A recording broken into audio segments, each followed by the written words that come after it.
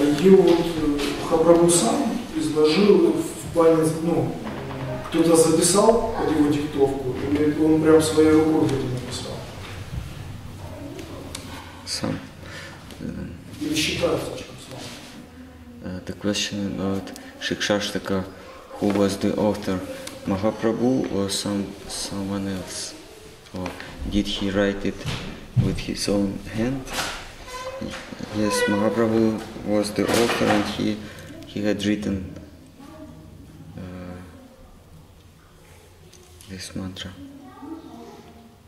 This is the only writing that we have from Mahaprabhu.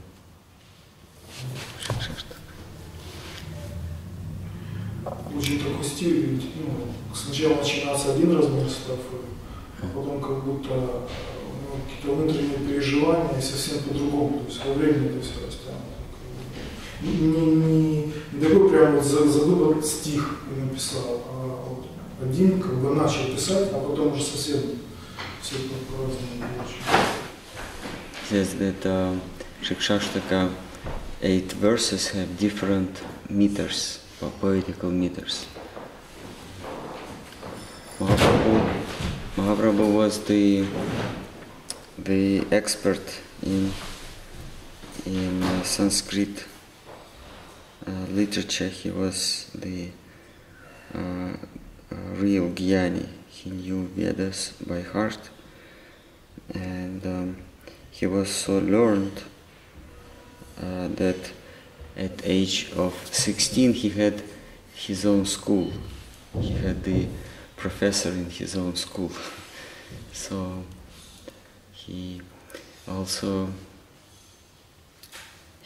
explained the Nirukti dictionary, and every word in this dictionary he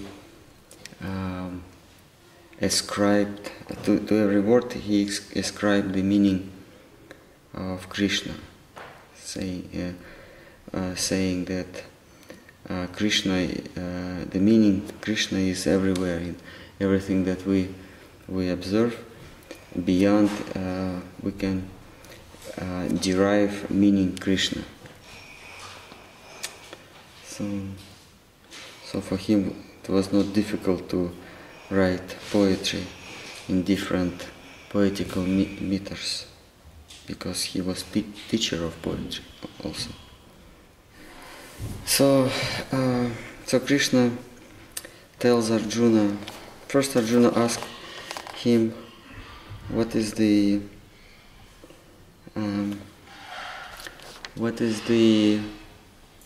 matter and what is the spirit? So Krishna in 13th chapter explains him. This is a very what do you say, peculiar answer with very unusual verses where it seems that it has no meaning, because Krishna says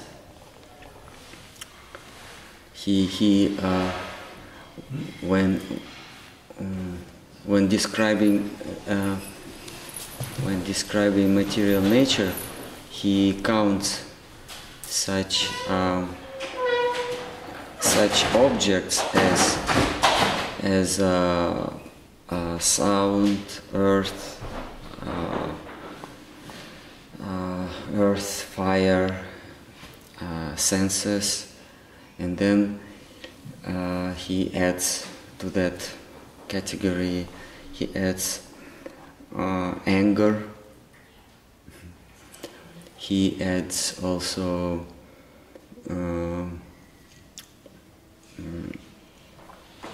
thirst and hunger, and these are in the same row with material elements. And this is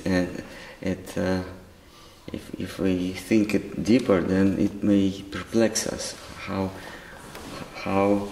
can you put in the same in the same line something tangible like water, space, and then hunger and anger.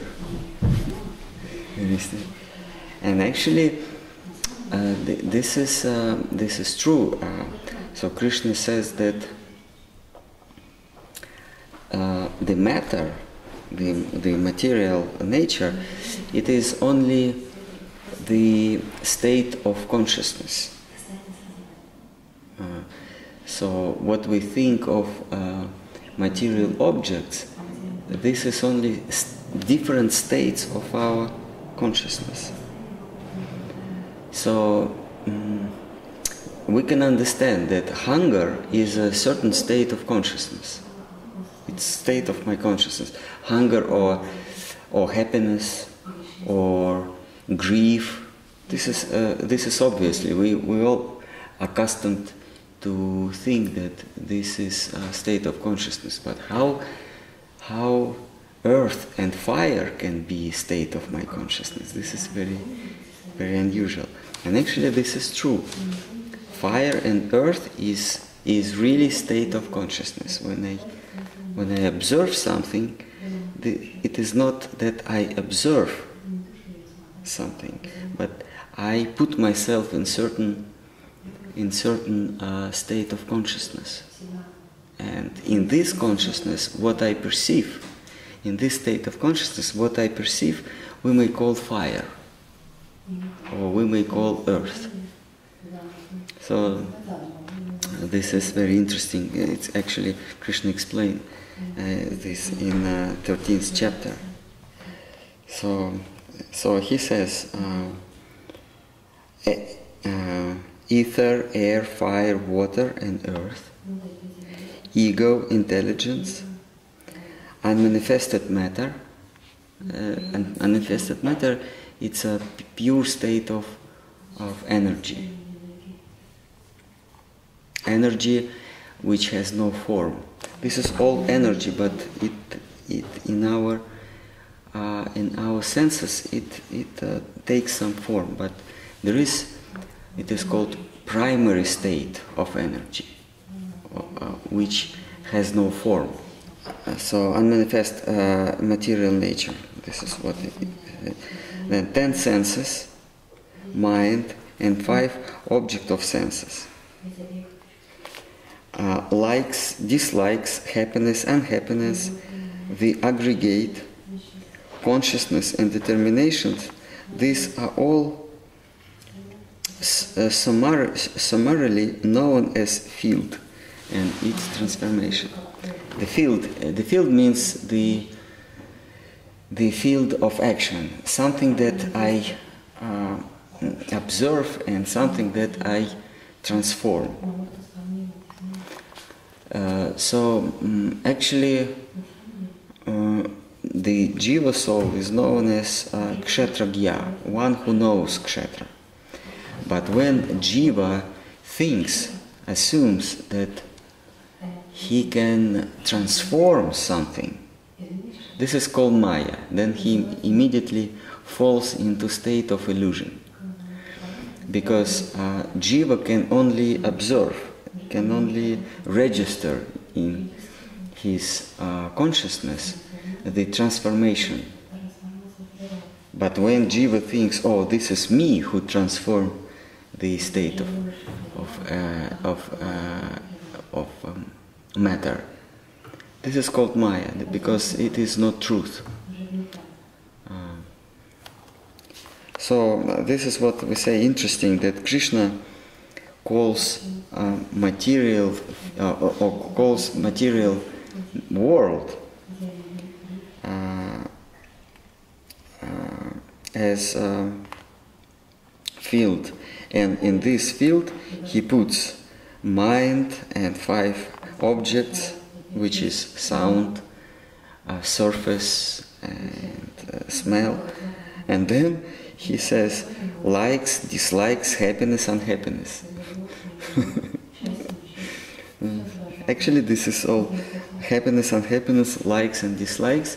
These are all material elements, or parts of that nature that we observe. So any questions? Because if there is no questions, that means it is not interesting. Okay, let us start from a little bit from the beginning. And when Arjuna asked Krishna about material nature, Arjuna says, "O Keshava, I would like to know about material nature, the person and the field, the knower of the field, knowledge and the object of knowledge." The Supreme Lord said, "O Arjuna, this body is known as field. One who knows the field is described by learned as the knower of the field." This is what we said before. By body, we don't necessarily mean the physical body. Anything that we think belongs to us in Vedic philosophy considered to be body. If you think that some land belongs to you, this is also your body. The field. It is general category. The field. It is everything that you think belongs to you. The land, the house, the relatives, the physical body, your thoughts. This is all the field, the body. O Bharata, you should also know me as knower of all fields. This knowledge of the field and the knower of the field is true knowledge, in my opinion. The knowledge of the field and the knower of the field. Now hear from me briefly what field is, in constitution, transformation, causes and effects, and who the knower of the field is, and of his potency. This has been taught in many ways by various sages in different Vedas and the aphorisms of Brahma Sutra with its conclusive logic. Okay.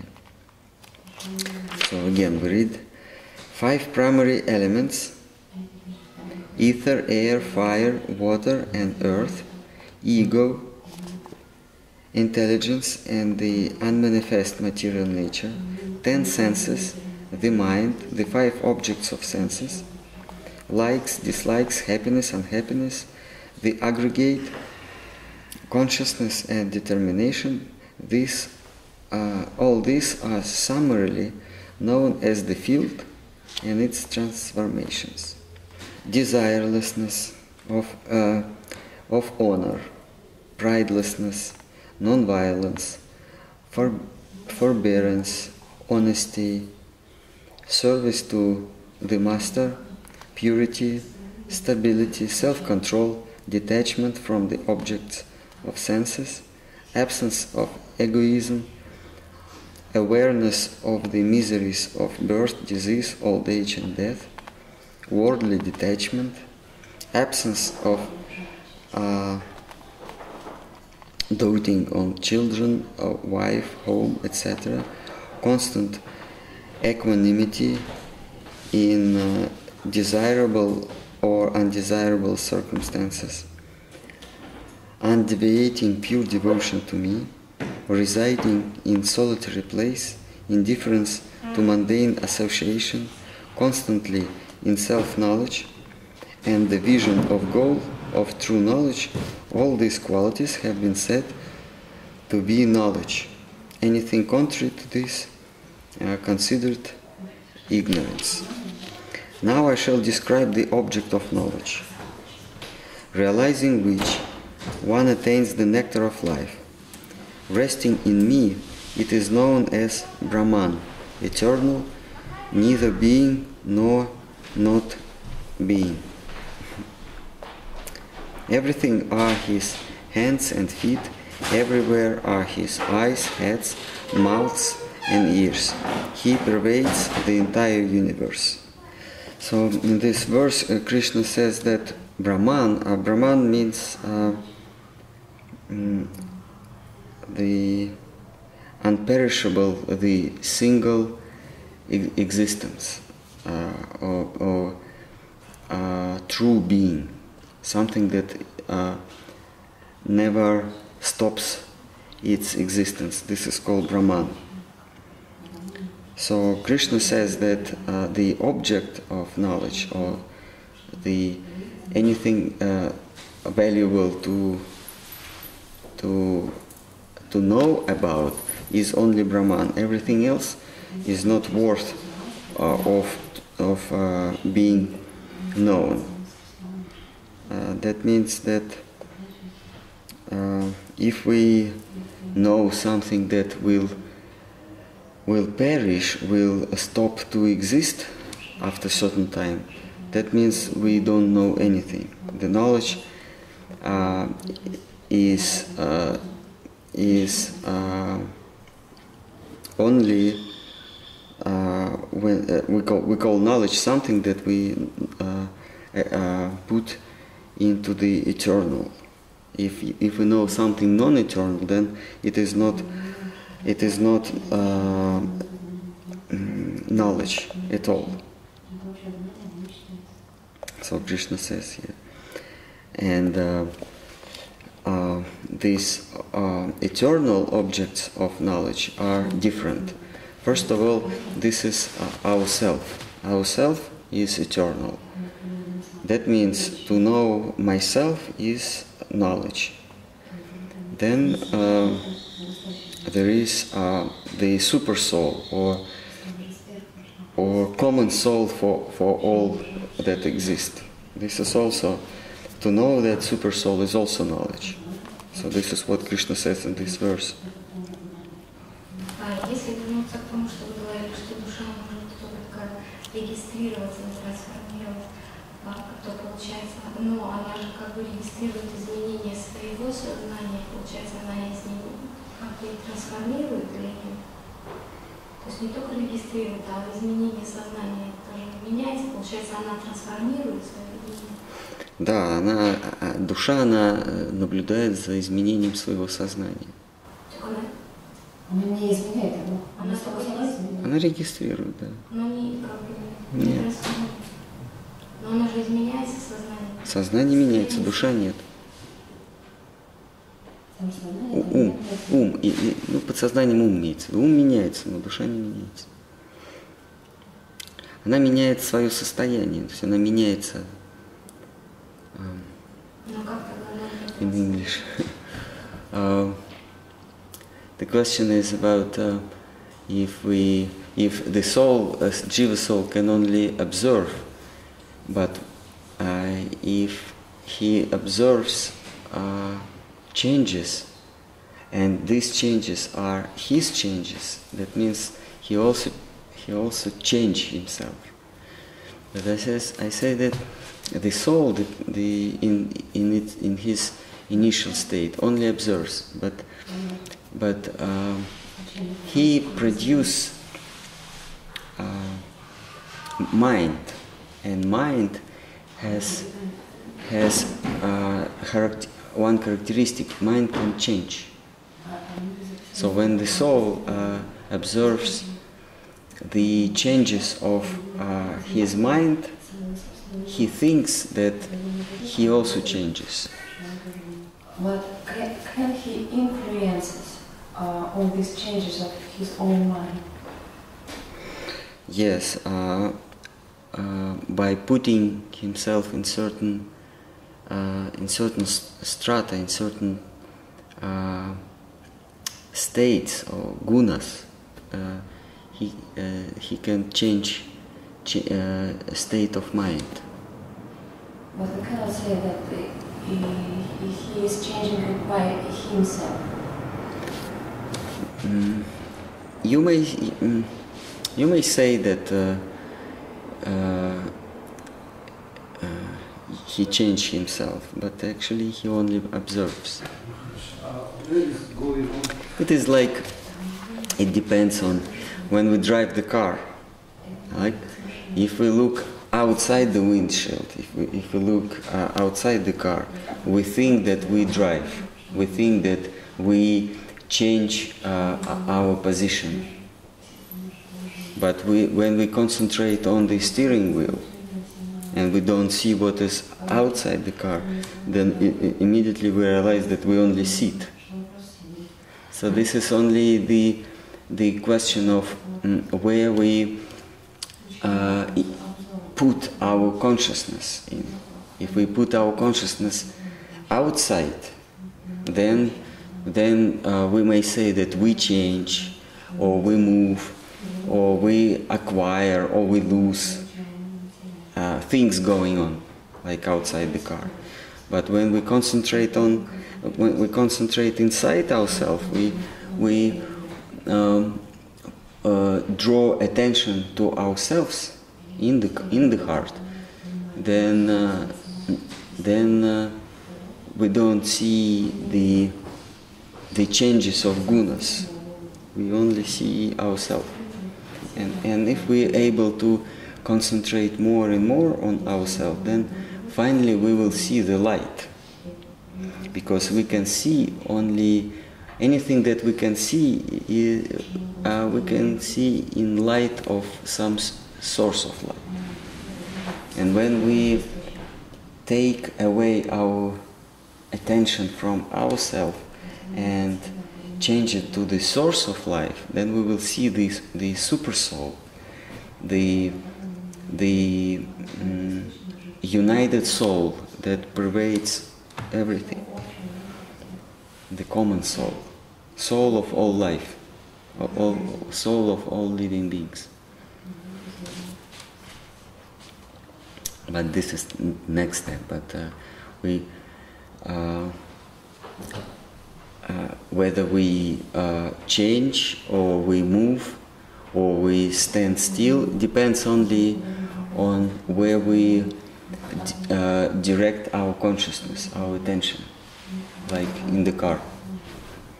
And the consciousness initially have three basic. Initially, consciousness has no state. I mean, it has no certain state. But when consciousness starts to move, then three states or three gunas arise. Gunas are different states. The very flexible state of consciousness, which is called sattva, or transparent. Through this guna, because it is very transparent, it's like ether. We can see the truth, or we can see the silhouette of the truth. Then there is more dense state of consciousness. This is rajas. It is more dense, and we hardly can see the silhouettes. And then the third guna, or third state of consciousness, very dense. We cannot see anything. It's almost like we sleep, like deep sleep. So when all these states of consciousness intermingle or interchange, then we can see the variety of the world. Anything that we observe, any conception or any object or any phenomena, it is combination of three gunas. And in Sanskrit language, guna means also, they say, when lady make this косу, как это? Как это по-английски? Like, how do you call it this in English? Huh? Braid. Yes. Okay. So gunas technically in Sanskrit language means braid. three braids we have. And this is very, very precise word, because with this braid someone is tight, and this braid when they interchange, you can make the material, you can make cloth. If you make it like this, then you make material or cloth. So these three braids we have. По-русски это прядь. Гуна буквально означает прядь. Не коса, а только кусок волос. Прядь. Плетеная прядь. Пряжа. So when they combine together, then they produce sound, and then the images and taste. This all invisible. These braids, they are, if we take them by one, they are not invisible. They are invisible. We cannot register them. But when we make them together, then they produce phenomena and conceptions and objects. But the three lunas always exist at the same time, and they need to be in balance.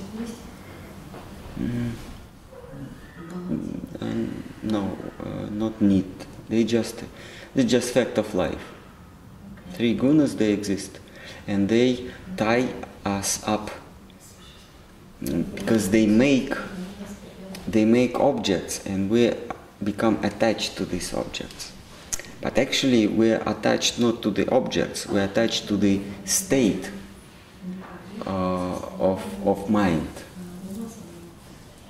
When we say I had nice holidays on the sea beach, there was a nice sea, it was nice weather, it was sun and good hotel. Actually, we are attached not to the sea or to the sun or to the beach. We are attached to the state of consciousness that we experienced in that circumstances. It's not that the sea or sun important for us. It's important that we had some nice feeling there. This is how gunas work. They cheat us. They produce certain objects, and we become attached to these objects. But we foolishly think that we like the objects. Actually, we like the state or feeling that we derive from contact with this object.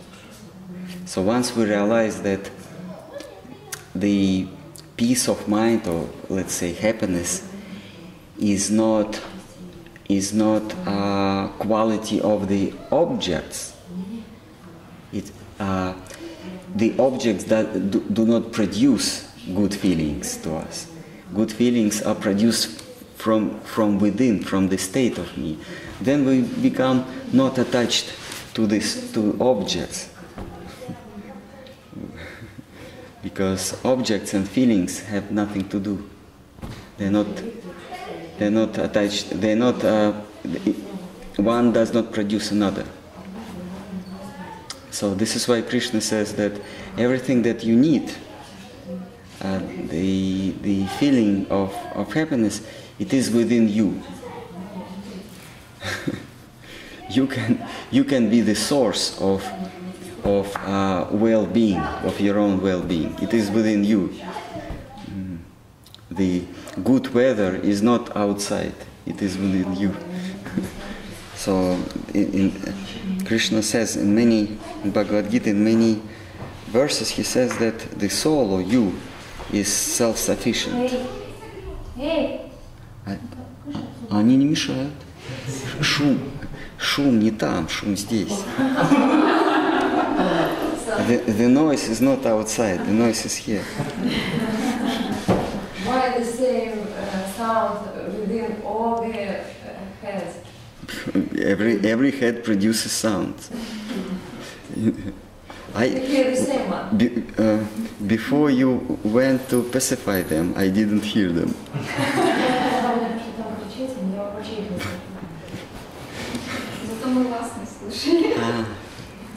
Okay. So Krishna says that the soul is self-sufficient. Everything that soul needs resides within soul. Atmarama means everything that you need, you have within yourself. So we need detachment from everything, but attachment to Krishna. First, let's start from attachment to our own self, our own soul. We need attachment Yes. to our own soul. Yes. Because when we become attached, when we kill material world, kill within our consciousness, means to destroy it by qualities, and realize that all qualities and all feelings are residing within ourselves. So, and search for happiness or search for good, artha. Artha means something good for me. Starts the real search for good starts when I realize who am I. Because when I think that I am the object of this world, the body, then I search happiness for the body, not for myself, but for someone else, for this flesh. But when I realize that I am not material elements, I am not earth, I am not fire, I am not anything that I can see.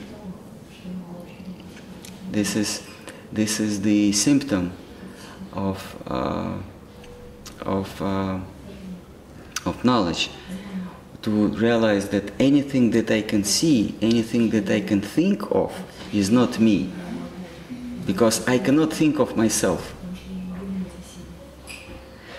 because myself is more subtle than thought. The thought cannot embrace something like glass cannot stop the light. Mind cannot stop the self. So once I realize that I am not earth, I am not water, I am not fire, just imagination, then I will search happiness, which is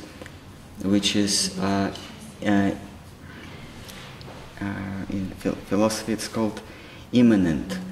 That is residing within me. I cannot get rid of this. Immanent means search for happiness. Then I will start searching for happiness for myself, not for this earth. I will stop looking for happiness for my water. I consist of water, fire, and all life I try to make happy fire and water. Not myself. So once I realize I am not fire and water and earth, then I will start searching for happiness for myself. And on this path I will find Krishna, because Krishna is the source of happiness for myself. Krishna is giving impulse for me to search for happiness. And he is the happiness. So happiness makes us to search for him. He says in Gita that he is the cause of happiness and he is the object or goal of happiness. Same. And this is our great luck, that happiness is the cause and the goal. Same person. Why is it? Why is it a luck? I don't know, this is miracle. No, why we are lucky because of that? Because one who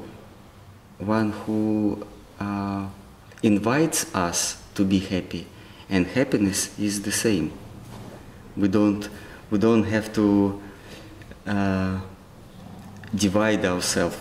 What is better? One who calls for happiness and the happiness. He is the same. You always separate the meaning of mind and intelligence. Like you say, that mind is making decision. I like it to don't like, and intelligence is what is more appropriate for the goal. For the goal, yes. But I'm wondering where is our knowledge? It's knowledge and the process of like logic or decision making, which is actually, it's not the decision that you like or don't like, or it's not a goal, not related to goal. For example, knowledge of science or languages or some logic. Where is going on? Where is the process? It's in mind or in intelligence, or it's some first? Intelligence is, as you said, the device within us that tells difference between what is suitable for attaining goal and what is not suitable for that goal. And then Krishna says, so there are two kinds of intelligence, buddhi. Buddhi, material buddhi, and spiritual buddhi or super intelligence. So when you have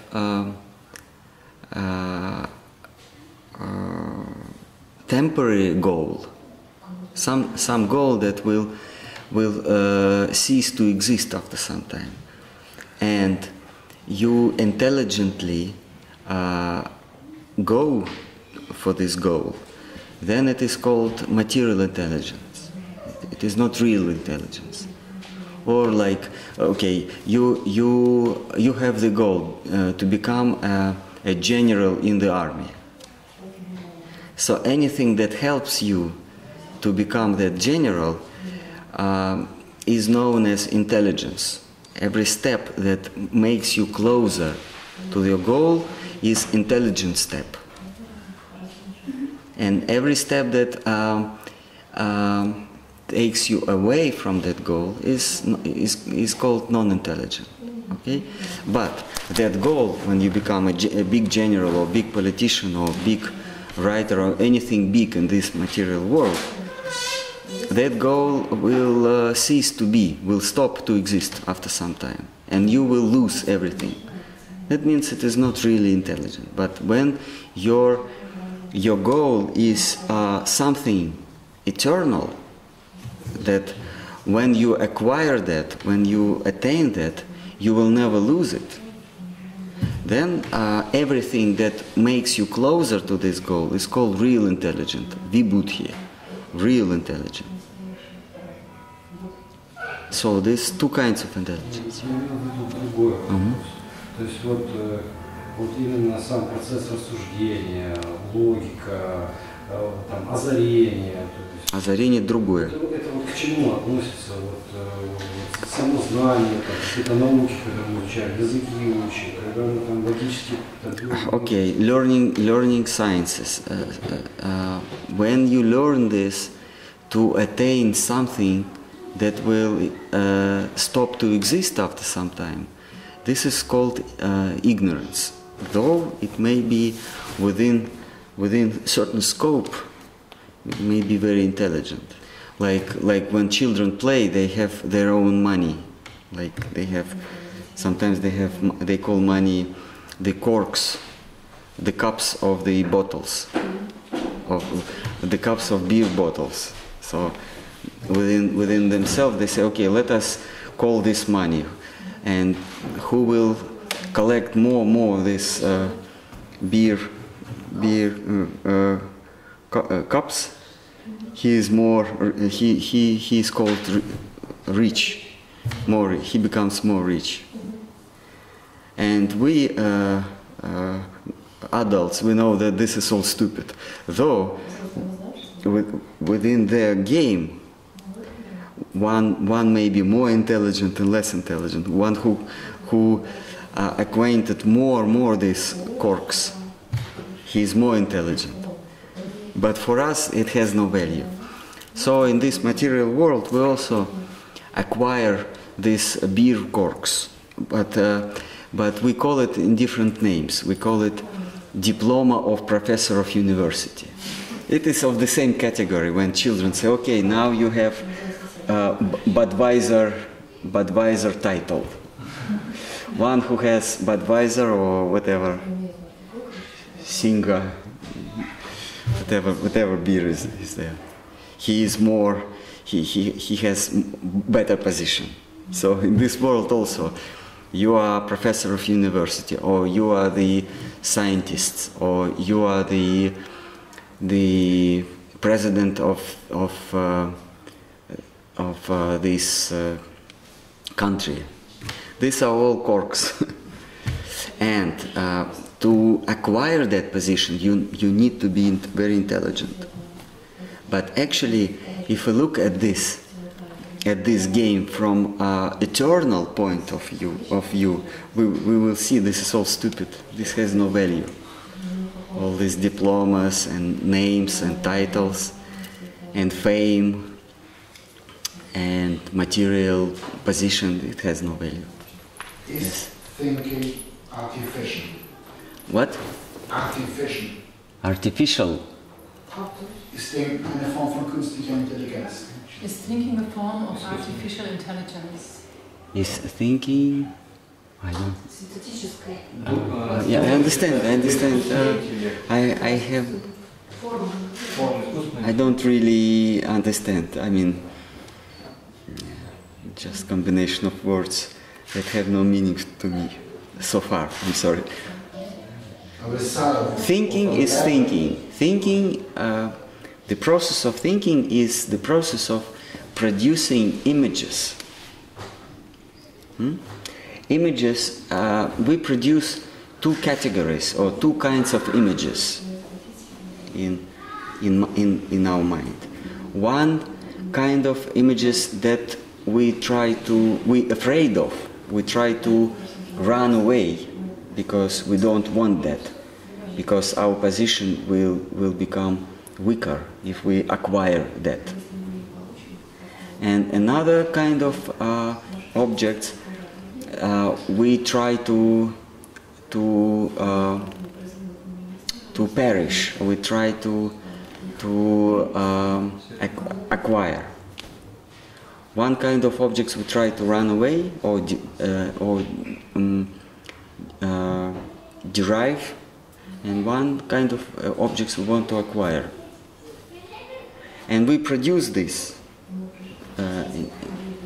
So first we produce some objects, and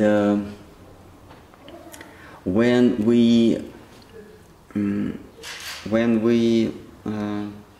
what do you say, perceive these objects by our senses, we call it our dream come true, or we reached the success. So let's say we produced the image of car, red, fast, sport car. It just popped up in our mind. But so far it exists only in our mind. We cannot touch it, we cannot smell it. But when, after some time, after some years or some months, we can smell, touch, and hear this image. We say, I reached this. I'm successful. But actually, when we touch, when we smell or hear, we also do it by our mind. but we spend so much time to move the imaginary image into the senses, and we spend so much time actually, but we just move from one place of our mind to another place of our mind. Because when we dream, when we see dreams at night, we also can dream that we drive the car, and it looks like real. Actually, there is no difference. This is called illusion. We try to what they say, realize imaginary images or objects, realize, make them so-called true. Вопрос. Вот в материальном мире нам, с точки зрения психологии, даны, так, формально назовем 4 качества характера, то есть сангвиник, флегматик, меланхолик и холерик, допустим, да? Но мы таких категорий не делаем. Да. Просто есть ли объяснение, значит, вот с точки зрения ведической философии, как это, вот, понятно, что то есть человек, который эмоциональный, может быть, который менее эмоциональный, как вот взаимосвязь этого характера и гун. Вот. Это одно и то же. Это все вот эти 4, которых назвали, это просто люди под разным влиянием 3 гун, под влиянием разной пропорции этих гун. Те, кто, those who search for knowledge,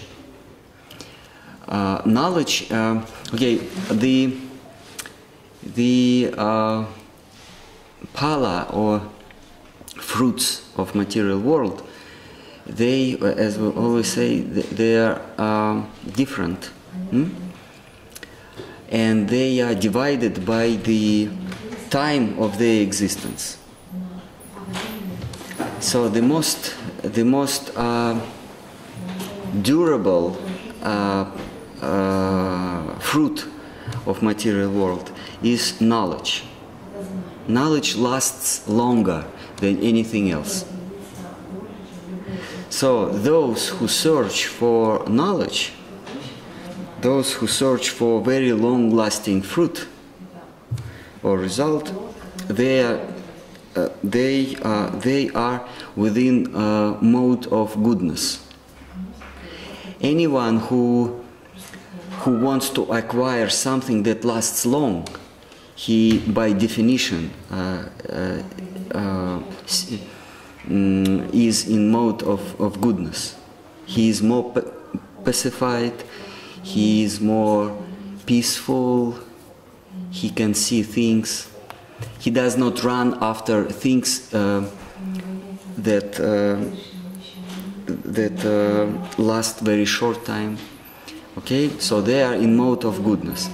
Those who long for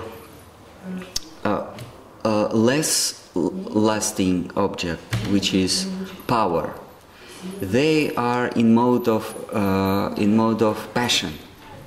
Those who want power, and partially those who want money, and money and power, they are intermingled. They are more passionate. They easily become envious, or they become angry easily.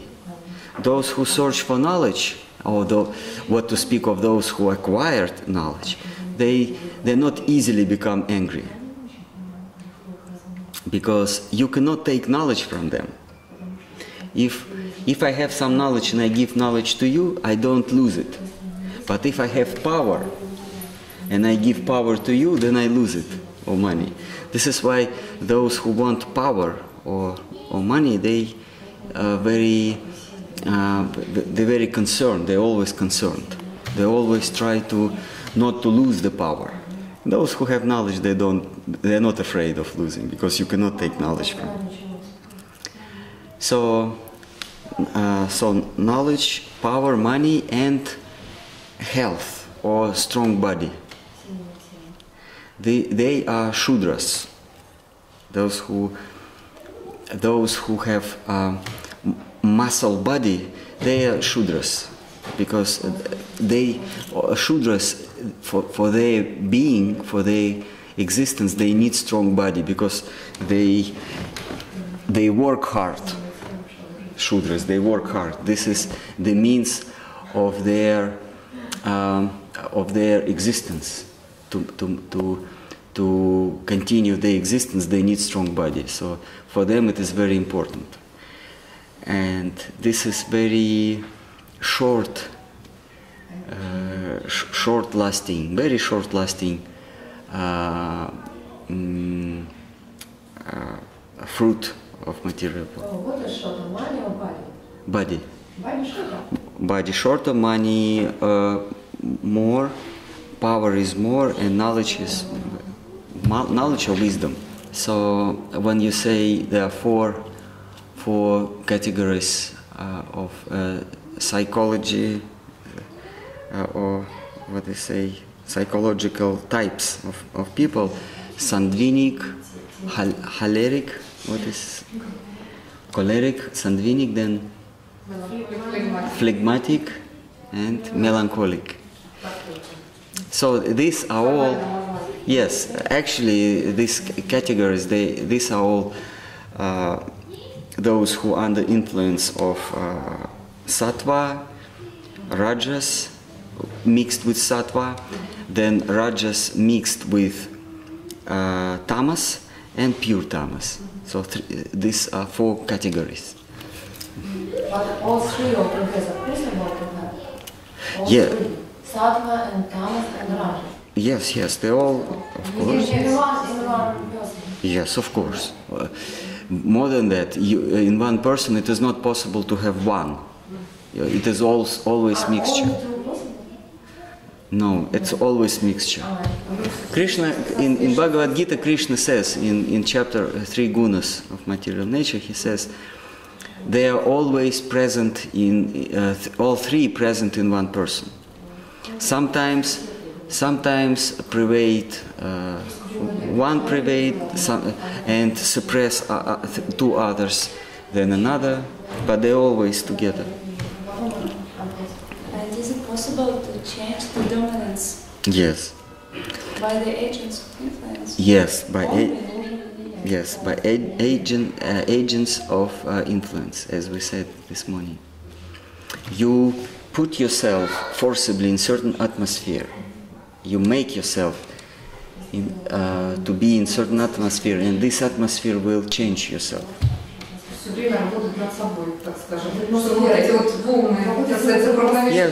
Yes, to put yourself in certain atmosphere, to associate with certain agents of influence. It may be people, it may be revelations of certain, it's also people, yes, or it may be association with certain period of time. If you make yourself to wake up at 4 in the morning and do job, main your job in the morning, and force yourself to go asleep at 10 at night. So if you divide your time scope by certain periods and do certain work or at certain time, if you sleep in time of tamas and work or think in time of sattva, then you make yourself to be under influence of that certain agents of influence. Or food. If you eat certain food at certain time, then also you make yourself to be under the influence of that agents of influence. And as for our practice, our bhakti yoga, we say to put yourself, to place yourself under the influence of devotees of God, because they are agents, but they are not agent of certain gunas. Time is divided by periods, and these periods are under influence of certain gunas, tamas, rajas, same food also. But devotees of God, they are not agents of sattva or tamas or rajas. They are agents of nirguna. So to be under the influence, like today we read what Krishna called knowledge is to live in a solitary place. That means not to communicate with people, because all people, more or less, they are agents of gunas. So not to communicate with them. It does not mean that you don't ask what's the time. It means that you consciously tell yourself, I don't want to be influenced by them. What they tell me is not important for me. Because what they tell us, you should look better, you should live longer, you have to have more, you have to become successful. So you have to tell these people, maybe not in face, but say, okay, what you say is not important for me. I have my gurus, Vaishnavas, and Vaishnavas say that tolerance and what do you say? Tolerance and what? And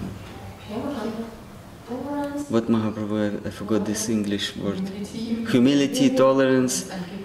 Yes, yes, and respect everyone, and not want to someone respect you. This is what is important, what is valuable. But agents of this world, they tell us it is very important that people respect you. This is called success. When more people respect you, that is called success. But we don't want this success. Why should they respect me? Because what is respect? It's chemical reaction in someone's brain. Why I should ask some chemical reaction? Let his brain have some other reaction. Why I should spend all my life that for that chemical reaction go in someone's brain, someone's gray substance. I spent years and years and years that people feel respect to me. It is not something valuable. Okay, enough for today. Hare Krishna.